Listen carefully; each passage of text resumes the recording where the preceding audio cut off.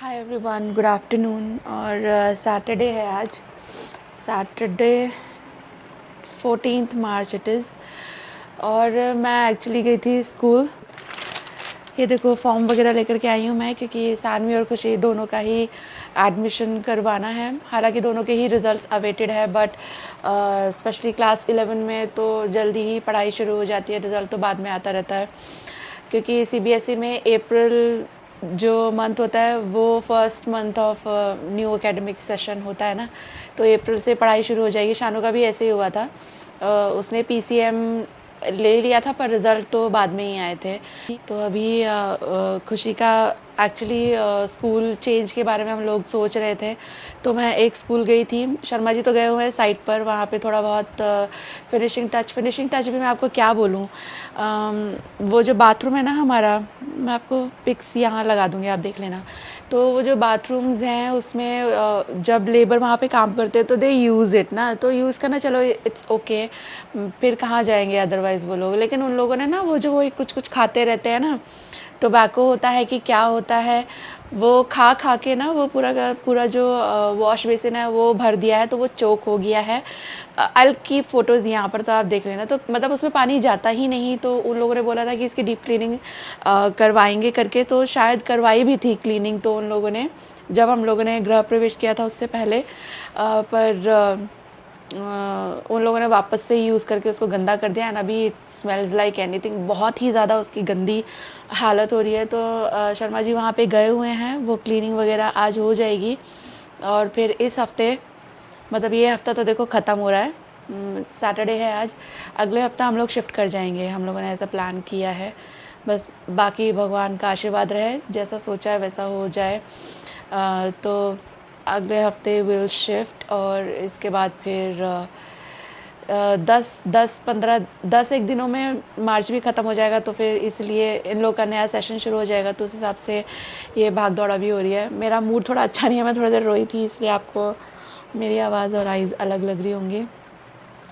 तो सुबह से ऐसा कुछ खाया नहीं है, थोड़ा मोड़ा ब्रेकफास्ट किया था, और चने मैंने रात को भिगोए थे, तो चने भीग गए, तो अभी मैं लंच बना लेती हूँ। चने की सब्ज़ी और पूरी बनाने का प्लान किया था। सुबह उठ करके मैंने ब्लैंकेट्स भी रख दिए थे वॉशिंग में, क्योंकि अब बिल्कुल भी ब्लैंकेट ओढ़ने का मन नहीं करता। एक तो एसी नहीं है, अभी सारे एसी निकाल करके वहाँ पे लगा दिया है ना, तो गर्मी बहुत ज़्यादा हो गई है, तो कुछ भी ओढ़ें मतलब सवाल ही नहीं, बहुत गर्मी लगती है। तो मैंने वो ब्लैंकेट वगैरह सब कंफर्टर एंड ऑल एक एक करके धो डाले, तो अभी वो स्टोर हो जाएंगे। और सुबह से इतना काम किया है मैंने, तो अभी जाती हूँ, लंच बनाते हैं, थोड़े गाने सुनूंगी जिससे मेरा मूड अच्छा हो जाए। एलेक्सा प्ले दिल खुद गज़ल।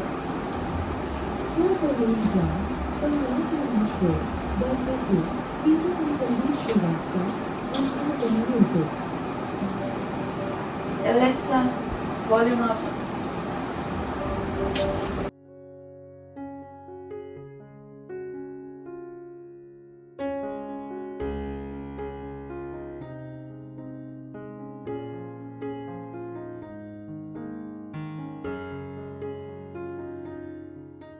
मैं ज़्यादातर जो चने होते हैं ना, काले चने, उनको उबाल करके बनाती हूँ, बट ऐसा नहीं है कि हमेशा ही ऐसे बनाती हूँ।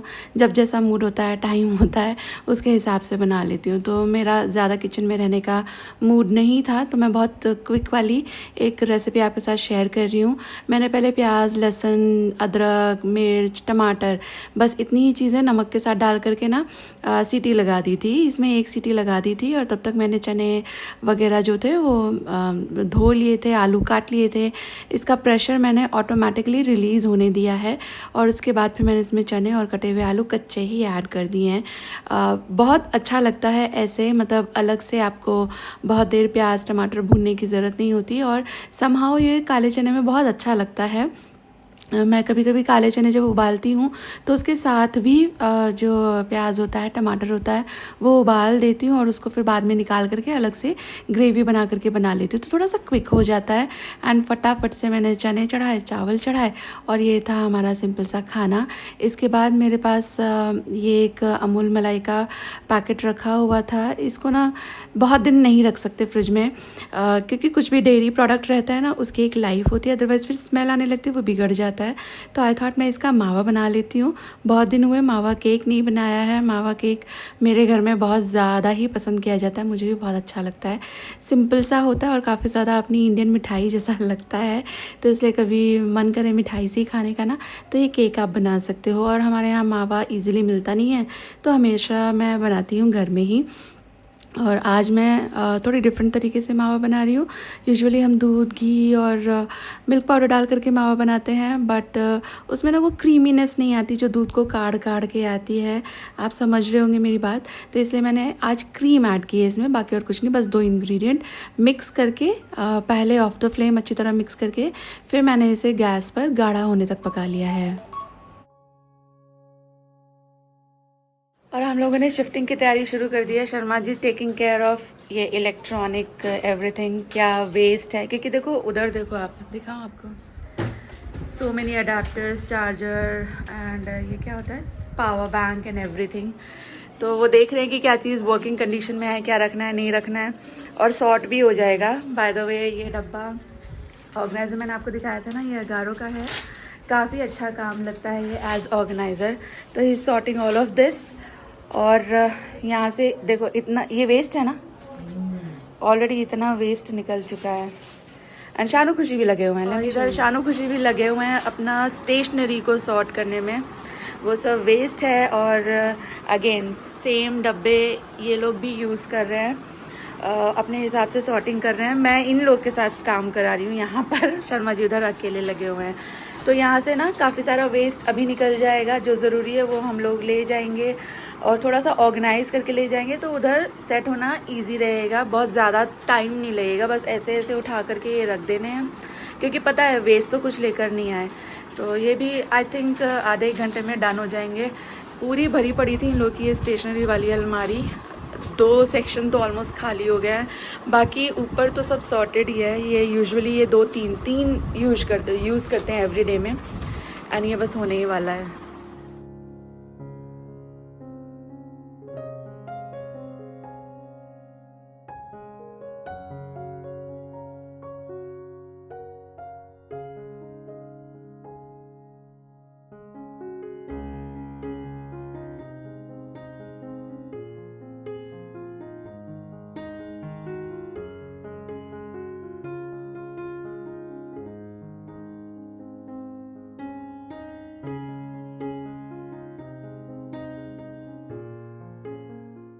ये देखो आप, एक कार्टन भर चुका है पस्ती से, और एक और ये मैं निकाल के लाई हूँ। सी ये इतना टॉल है, ये भी भर गया है एंड इनकी ये ऑलमोस्ट खाली हो गई है। बेटा ये है ना, ये भी पूरा हटा करके आना बाहर, और जल्दी आ जाओ, मैं खाना डन कर रही हूँ।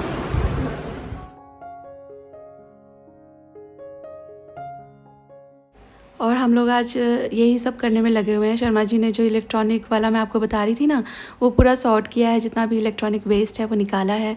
बच्चे लोग स्टेशनरी कर रहे हैं, एक्चुअली करवा रही हूँ मैं उनसे, क्योंकि मैं नहीं चाहती कि यहाँ से भी हम ढेर सारे कार्टन उठा कर ले जाएँ और फिर वहाँ पर भी सॉर्टिंग करें और ढेर सारा कचरा निकले। तो पहले से ही थोड़ी सी सॉर्टिंग कर लेना अच्छा रहता है।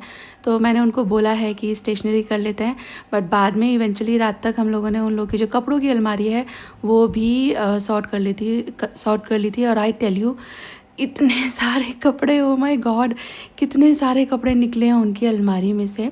तो यहाँ पर शर्मा जी भी काम में थे, मैं भी काम में थी, तो लंच का टाइम हो रहा था, तो वी विल लाइक कि चलो दोनों मिलकर फटाफट से कुछ कर लेते हैं, क्विक सा, इजी सा। तो मैं आज आपके साथ ना एक बहुत अच्छी सी, सिंपल सी, गर्मियों के अप्रोप्रिएट सब्ज़ी शेयर करूँगी, जो बहुत सिंपल है।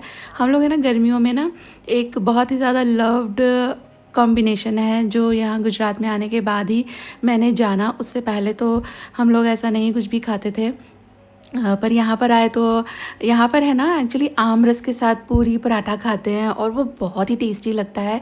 गर्मियों में कुछ खाना बनाने का मन नहीं करता, तो वो ना बनाने में भी इजी है और खाने में भी अच्छा लगता है। तो बिल्कुल उसी की तरह से मैं थोड़ी कोल्ड एक सब्ज़ी बना रही हूँ। ये है दही वाले आलू। तो मैंने एक सिंपल सा प्याज टमाटर का मसाला तैयार कर लिया था, इसके बाद दही फेंट लिया है, आलू को नमक डाल करके मैंने उबाल लिया था, इसके बाद फिर इसको छील करके चॉप कर लिया और इसको दही में ऐसे मिला लेंगे।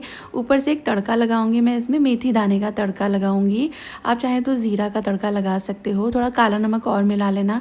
और ये सब्ज़ी इतनी टेस्टी लगती है, होती ठंडी ही है लेकिन गर्मी की दोपहर में ऐसी ठंडी सब्जियां मुझे लगता है बहुत स्वाद लगती हैं। स्वाद तो ये थी ही पर अप्रोप्रिएट भी लगती है। And it's all organise. अपना कुछ पूरा प्रिंटर भी आ गया इसमें। प्रिंटर पहले से ही पड़ा हुआ।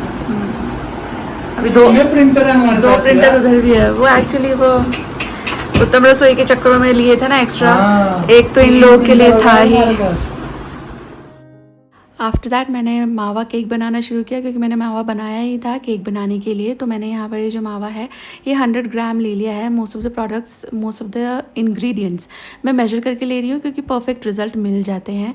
इसके बाद फिर मैंने यहाँ पर लिया है अराउंड 5 ग्राम कस्टर्ड पाउडर और इसमें अराउंड 15 ग्राम्स मैं ले रही हूँ कॉर्न स्टार्च। ये कॉर्न स्टार्च डालने से ना केक आपका बहुत लाइट और फ्लफ़ी बनता है। और ये जो होता है ना केक फ्लावर जो रहता है ना, उसमें भी आपका कॉर्नफ्लावर एडेड होता ही है। हम जो घर में केक बनाते हैं वो बेसिक मैदा से बनाते हैं, तो कभी कभी वो हैवी लगता है, जबकि बाहर के केक लाइट होते हैं। तो लाइट बनाने के लिए आप उसमें कॉर्नफ्लावर डाला करें। इसके बाद मैंने लिया है ये 45 ग्राम बटर। वैसे तो रूम टेम्परेचर चाहिए था, मैंने माइक्रोवेव किया तो पिघल ही गया है, तो चलेगा। 2 टेबलस्पून मैंने लिया था दही, 1 tablespoon neutral oil, and then मैंने इसके अंदर डाल दिया है जो मावा मेजर करके रखा था पहले से। एंड देन इसके बाद इसमें हाफ़ अ कप मैं शुगर मिला रही हूँ। हल्का मीठा खाते हैं तो हाफ़ अ कप मिलाइएगा, अच्छा मीठा खाते हैं तो 3/4 कप आप शुगर मिला सकते हो। और इसके बाद ये सारी चीज़ों को अच्छी तरह से मिक्स कर लीजिए।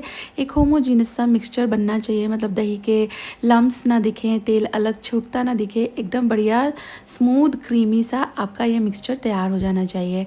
तो ये हो गए हमारे ड्राई इंग्रेडिएंट। मिल्क आप जानते हो मैं हमेशा लास्ट में डालती हूँ, तो इसी में पहले हो गए हमारे वेट इंग्रेडिएंट। मिल्क रह जाता है वो लास्ट में डालेंगे। ड्राई में मैंने डाली है 120 ग्राम मैदा। इसके बाद जो कॉर्नफ्लावर एंड कॉर्नस्टार्च था वो, half teaspoon baking powder and 1/4 teaspoon डालूंगी मैं इसके अंदर बेकिंग सोडा। सॉल्ट नहीं ऐड कर रही हूँ क्योंकि बटर मैंने ऐड कर लिया है। और दोनों का मिक्सचर लीजिएगा क्योंकि ऑयल की प्रॉपर्टीज़ डिफरेंट रहती हैं, बटर की प्रॉपर्टीज़ डिफरेंट रहती हैं। मिक्स से मावा केक बहुत अच्छा बनता है। देन अच्छी खासी क्वान्टिटी में डालना इलायची पाउडर, वही इसका जो मावा वाला जो टेस्ट है ना उसको अपलिफ्ट करेगा। एंड देन अच्छी तरह से छान लीजिए सारी चीज़ों को, और फिर अंदाजे से अराउंड 75 ml जितना आपका जो दूध है वो लग जाएगा। पर सारा एक साथ मत डालना, थोड़ा डाल करके फिर कंसिस्टेंसी देखना, उसके बाद फिर मिलाना। जितना कंसिस्टेंसी अचीव हो जाए उतना ही मिल्क डालना। मैंने इसमें 1 टीस्पून के अराउंड वनीला एसेंस भी डाल दिया है। जो मैदा होता है और जो अदर सोडाज़ वगैरह होते हैं उनके फ्लेवर को सप्रेस करता है वनीला। तो आप इलायची तो डालोगे ही इसमें, मावा के टेस्ट में इलायची वाला फ्लेवर देने के लिए, वो मिठाई जैसा टेस्ट देने के लिए। बट केक के हिसाब से जो आपने बाकी राइजर्स डाले हैं ना उनके टेस्ट को सप्रेस करने के लिए वनीला डालना ही होता है। इसके बाद फिर ऐसी कंसिस्टेंसी आप ले लेना, बिल्कुल रनी नहीं होनी चाहिए और थिक भी नहीं होनी चाहिए। आप देख रहे हो ये एकदम सिल्की सी कंसिस्टेंसी है। एरी तो ये काफ़ी ज़्यादा हो गया है, ओवर बीटिंग कभी ना करें, इससे केक डेंस हो जाता है। बस मिक्स कर लो आप इसको। और इसके बाद पहले से ही जिस केक में आपको जिस बर्तन में आपको बेक करना है, इसके आप कप केक बना सकते हो, इसका आप टी केक बना सकते हो लोफ स्टाइल। और आप इस तरह से जैसे मैं बना रही हूँ ये भी बना सकते हो। देखो केक का शेप और क्या बनाना है वो तो कम्प्लीटली आपकी मर्ज़ी है। ये एक अच्छा टी केक भी बनता है, तो आप इसे लोफ स्टाइल भी बना सकते हो। और इसके बाद फिर मैंने उसे रख दिया था 170 डिग्रीज़ पे 30 मिनट्स, अराउंड 30 मिनट्स, दोनों रॉड भी ऑन करके फ़ैन भी ऑन करके बेक होने के लिए। और बिल्कुल इतने ही टाइम में मेरा केक जो है डन हो गया था। मैंने टूथपिक टेस्ट कर लिया था। इसके बाद फिर मैंने शानू को बोल दिया था कि ये काट के रख दो, क्योंकि मैं खुशी के साथ अभी रूम में ही थी। उन लोगों का वार्डरोब जो है कपड़े वगैरह सॉर्ट हो रहे थे। एंड बहुत टेस्टी केक बना था, आप बना कर देखना। जो अगर आप इंडियन मिठाइयों के शौकीन हो ना, तो ये मावा केक तो आप रेसिपी लिख कर रख लो, फुल प्रूफ है। मैं बार बार बनाती हूँ, मुझे तो बहुत ज़्यादा पसंद आता है। हाँ, इसमें बिल्कुल वो अच्छा वाला जो मावा होता है ना, जो दूध काढ़ काढ़ के बनता है, वो वाला डालोगे तो और भी ज़्यादा मज़ा आएगा।